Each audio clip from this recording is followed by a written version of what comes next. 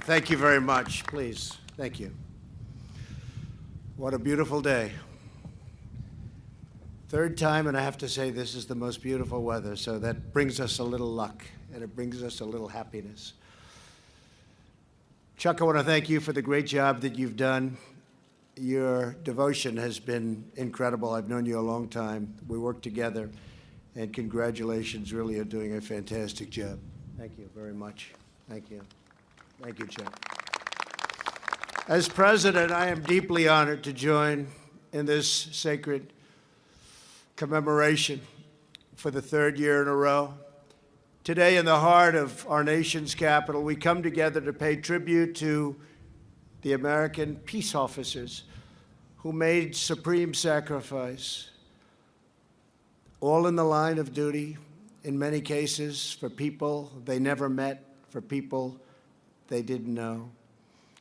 We're here to remember their noble lives, to thank God for their profound courage, and to express our love, respect, everlasting gratitude for the heroes of law enforcement. And that's what they are and were, the heroes of law enforcement. We're pleased to be joined today by Attorney General William Barr, doing a great job.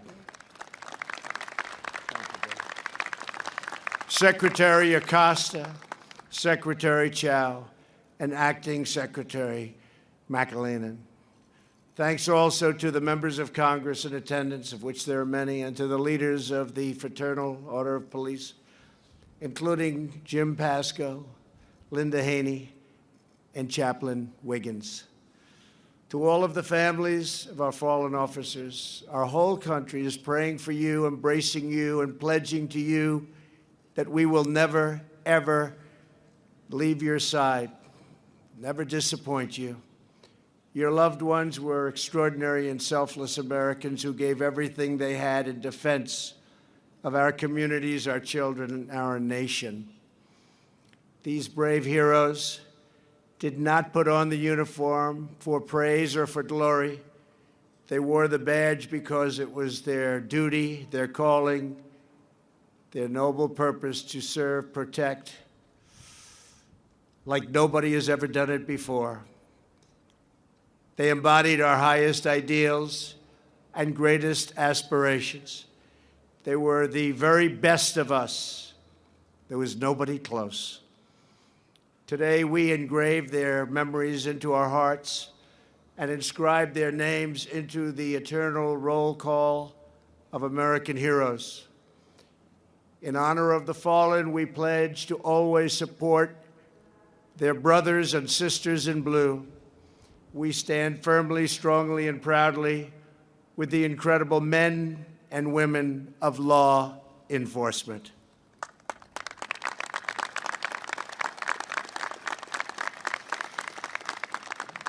You do not hear it nearly enough, but Americans across this country love you, they support you, they respect you more than you would ever know, more than you would frankly ever think even possible.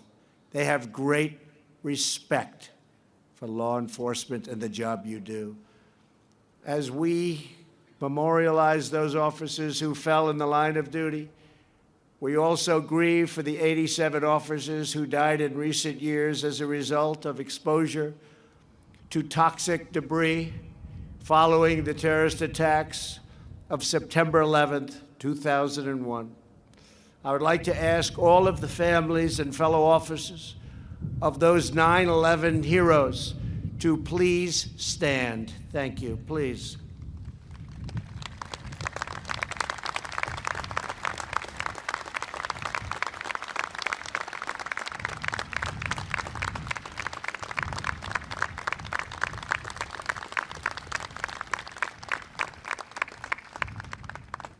Thank you very much. I can tell you I live in that city and lived in that city during that time, and the job they did was incredible.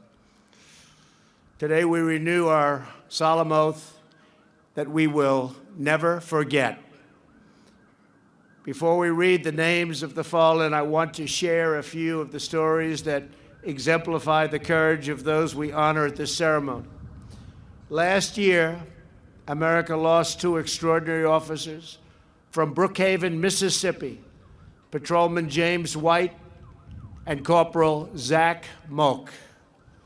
James asked his mom to sign a waiver so he could enlist in the Army National Guard at the age of only 17.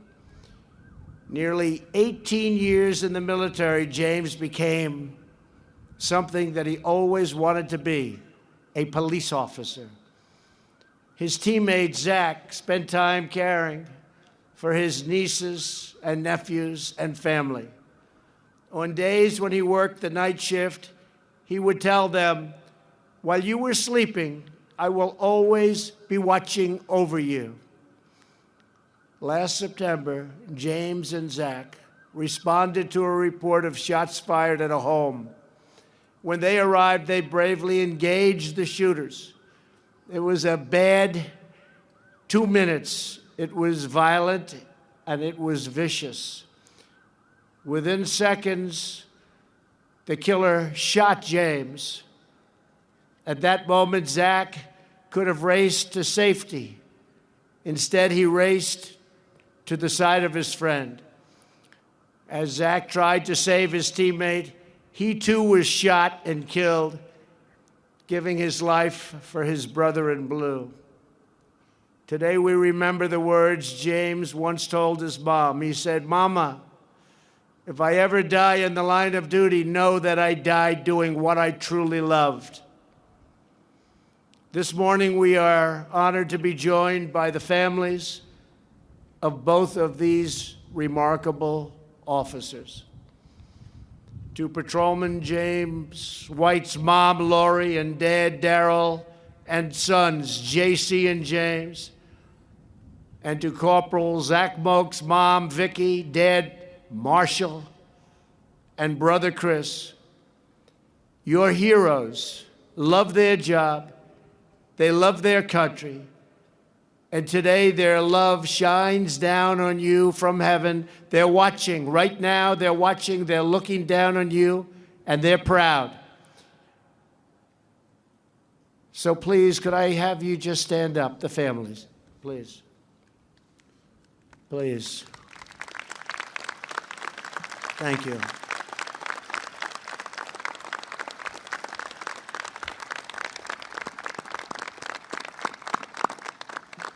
Thank you very much.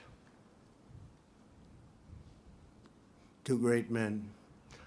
Also here with us for this ceremony are the families of Investigator Farrah Turner and Sergeant Terrence Caraway of the Florence Police Department in the great state of South Carolina. Last October, Investigator Farrah Turner went to the house of a man suspected of a crime against a minor. When she and her fellow officers approached, a gunman opened fire from his second-story window. Nobody knew it could happen. Nobody thought it was even possible. There was no evidence, no anything, but they knew it was trouble. At that very moment, Florence Police Sergeant Terrence Caraway, a very popular person in that whole area of South Carolina. They all knew him, legendary guy. He was on his way home. He heard the call come over the radio. He sped to the scene, jumped out of his car, and was racing to the rescue. He knew the bullets were coming, but he kept going forward, and he was struck by one of those bullets. In total, 7 officers were shot on that very terrible day. We lost Sergeant Caraway, a 30-year veteran of the department. As his pastor has said, he wore a badge of love, and every time you were in his presence, you could feel that love. That's what they all say. Investigator Farrah Turner was also fatally wounded. She passed away several weeks later. In her final days, hundreds of members of the community came to visit her in the hospital. They loved her. They spoke of the ways she not only saved them from danger, but changed their lives through her grace, her support, and her prayers.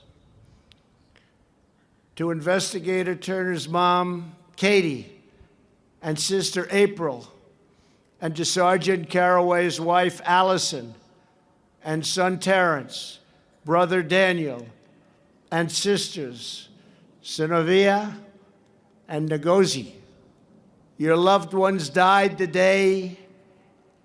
It was a sad day, but they're looking down on you now. They died as they lived, fighting to protect innocent people. We will always remember them. We will always profoundly be grateful to have with us two of the surviving Florence officers who were shot that October evening, Brian Hart and Travis Scott. Brian and Travis, your continued service honors the legacy of your great friends. Thank you for being with us. Please stand. Please stand.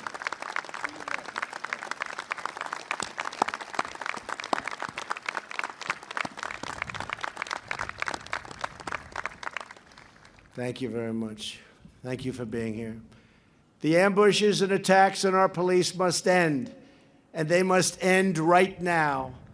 We believe that criminals who murder police officers should immediately, with trial, get the death penalty, but quickly. The trial should go fast. It's got to be fair, but it's got to go fast.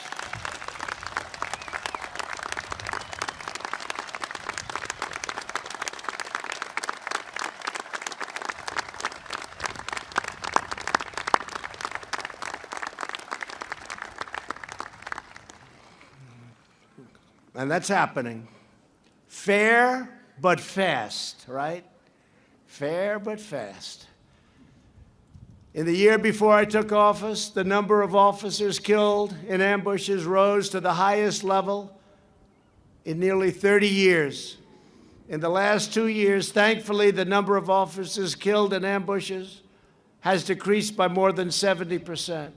I'm very proud to have sent to all of the police departments all over the country hundreds of millions and even billions of dollars worth of military equipment that wasn't being used. Beautiful, wonderful, safe, great equipment that wasn't being used.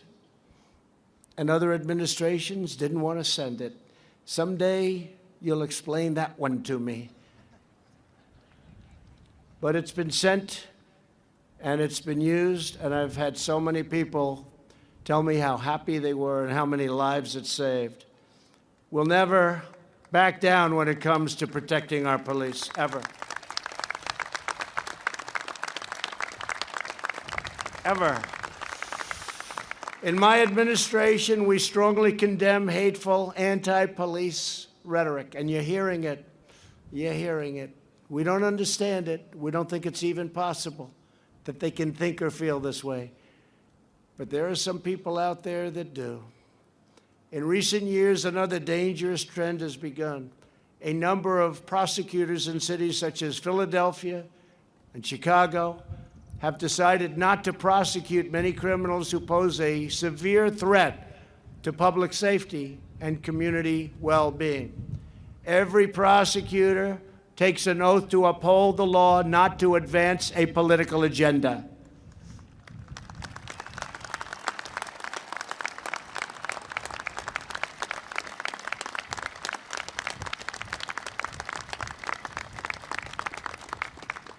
Last year in Philadelphia, a robber shot and gravely injured a deli owner.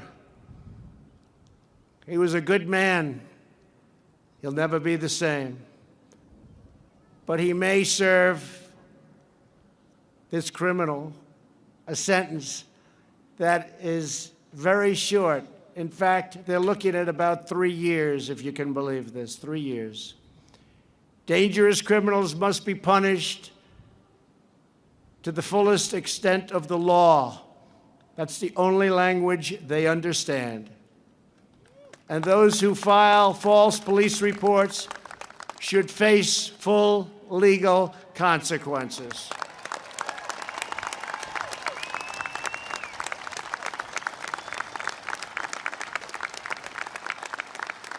Every American child deserves to grow up in a community that's secure and safe from violence and free of fear. Here with us today is the family of California police officer Ronell Singh. And I've got to know his family. They're an incredible family. They just left the Oval Office. We took pictures. And it's not an easy situation, what they're going through. Frankly, they're going through hell. Ronell came to this country legally in 2003 with the dream of earning the badge of an American police officer. That was always his dream. And that's exactly what Ronell did. He devoted his life to defending the laws of our country. On Christmas night, he took a picture in front of the family Christmas tree with his beautiful wife, their beloved son, and Sam, their loyal police dog. It's a picture that all of us saw. I remember it so vividly. I'll never forget it. I didn't know I'd get to know the family and greet the family and show the family the Lincoln bedroom at the White House. I didn't know that. But it's an extraordinary family. But I'll never forget the picture. Then Corporal Singh headed out on duty, which he loved, to protect and to serve. You all know the story, because hours later he was gunned down and killed during a simple traffic stop. He was a vicious killer, this man that crossed into our country from the border just a little while before. A vicious killer that could have been kept out with border security, with the wall, with whatever the hell it takes. Could have been kept out.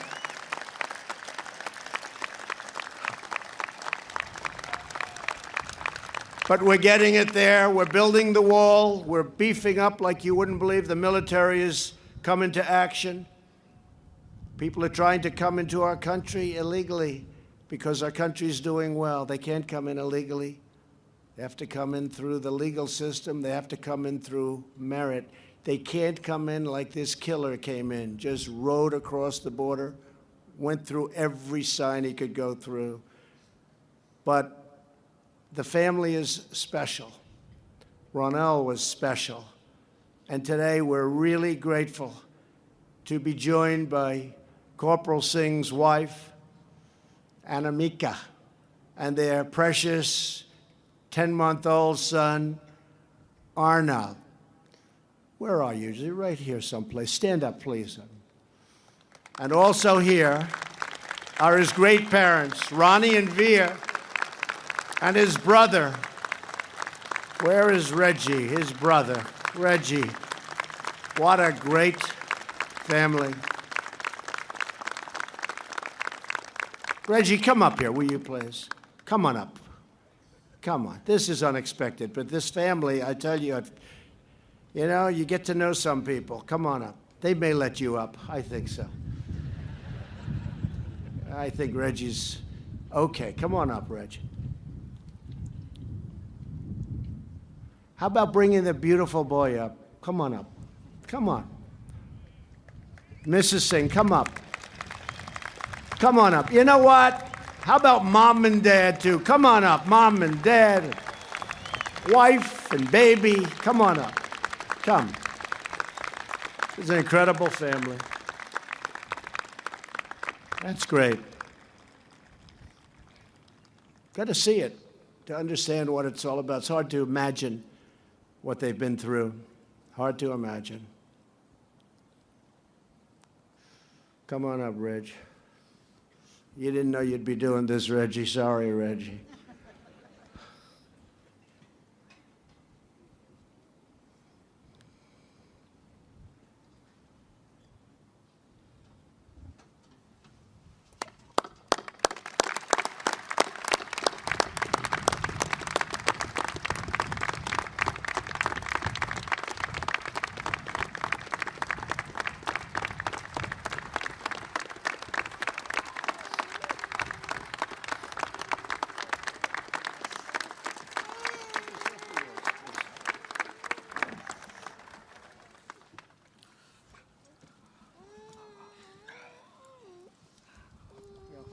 I am the brother of Corporal Ronil Singh. I'd like to thank every single law enforcement officer over here. What do you guys go through? I heard stories from my brother. This man over here, the Singh family supports him. Whatever he's doing for the law enforcement, we support him.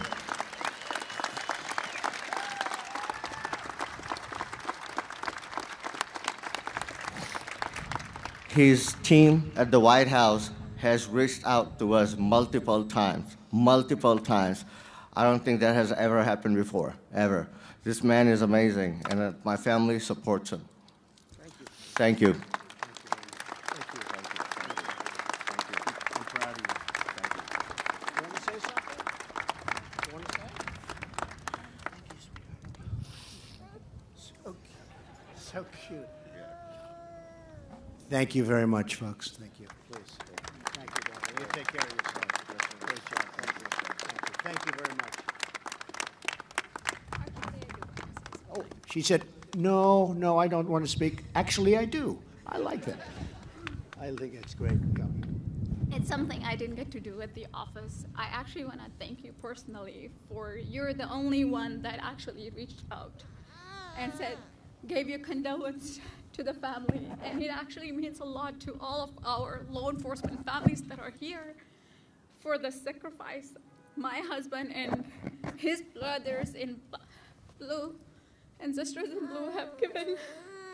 So I want to thank you that. And we all, every family sitting out here wants justice for what happened to their loved ones. And that's what I want for my husband. Thank you. Thank you. That's really, thank you.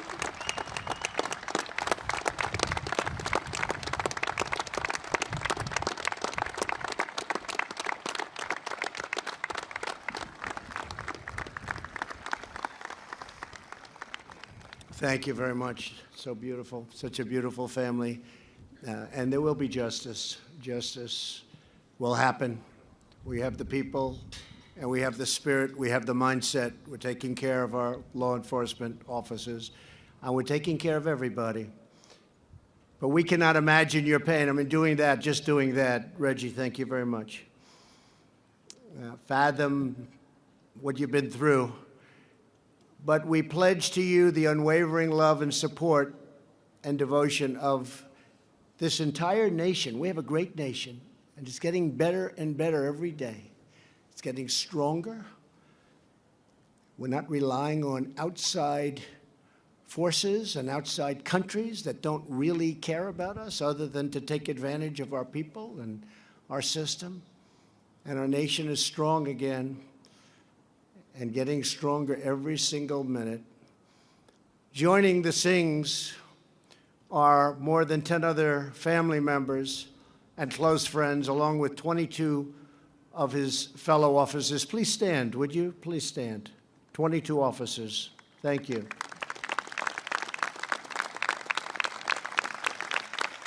So was he as great as they say? Huh? He was. He was. I had a feeling you might say that. He was. That's what I hear from everybody.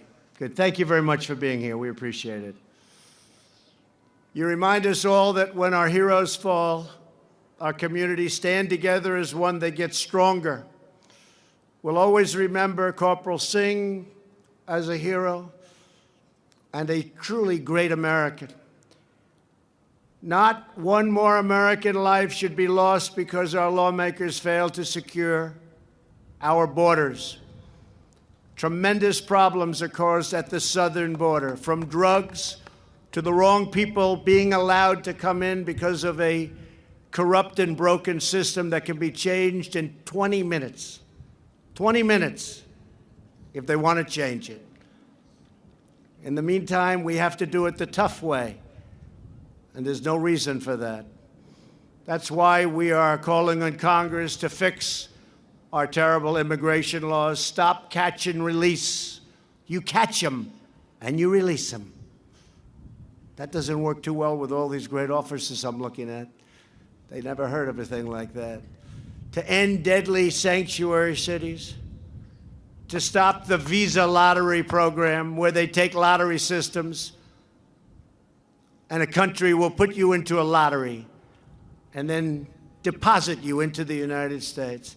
I don't think most countries are giving us their finest. Do you agree?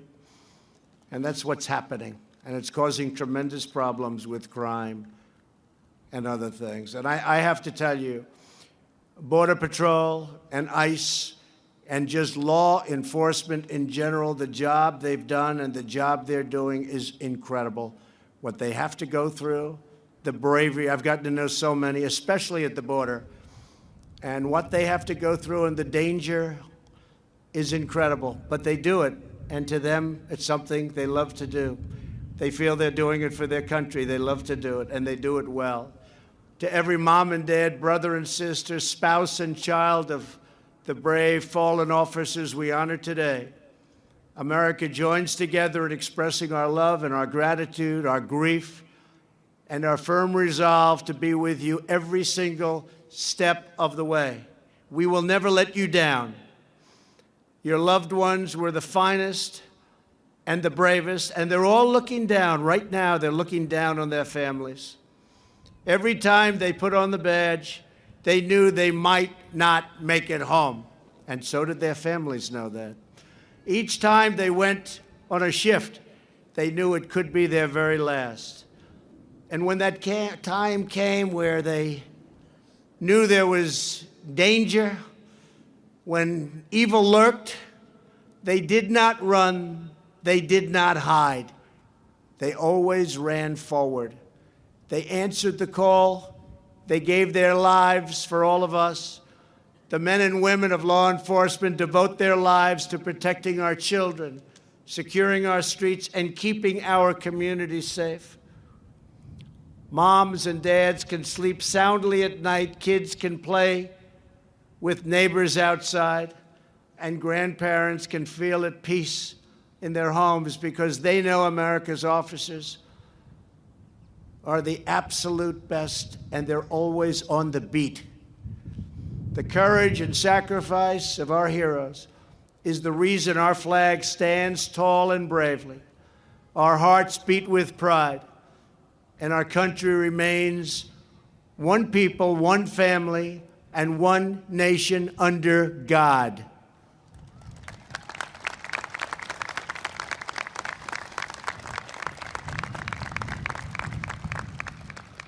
Today we thank you, we honor you, and we forever cherish the memory of our fallen men and women in blue. You are very special people. There's nobody like you, nobody. God bless you. God bless our law enforcement. God bless the fallen, and God bless the United States of America. Thank you very much. Thank you. Thank you.